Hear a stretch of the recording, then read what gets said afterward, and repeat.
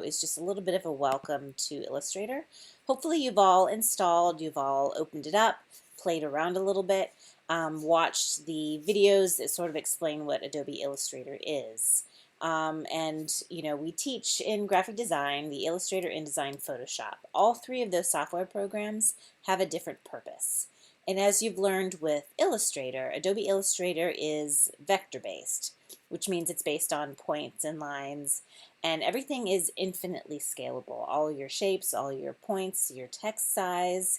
So when you create a logo, if you create that logo at say 2 inches by 2 inches, and your client says, hey, I want this on my letterhead, but I also want this to be on the side of a bus or on a billboard, and you need to scale it up to say 2 feet by 2 feet or 5 feet by 5 feet.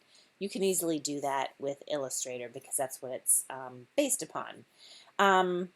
When you open up, you'll see when you hit create new, I'm just going to create just a plain document. I'm not going to set anything, but you'll notice that, you set your pages, you set the measurements, will always be working in inches, and I'm just going to hit create.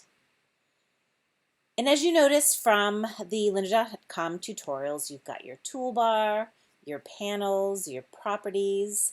I always have mine set to typography just because as a graphic designer, typography is the workspace that I use the most. The default is essentials. Whoops. So this would be your default. But again, I always err on the side of just going right to typography. Your panels, if you have a panel that you need and it's not there, you learn that you can find it under Windows. So our first exercise uses the Align panel. So there I can open my Align panel. I always end up putting my rulers on. So you can either go to View Rulers right here, or you can hit Command R. So Command R turns your rulers off and on. But hopefully you've been playing around with Illustrator a little bit and watched all the videos under week 1.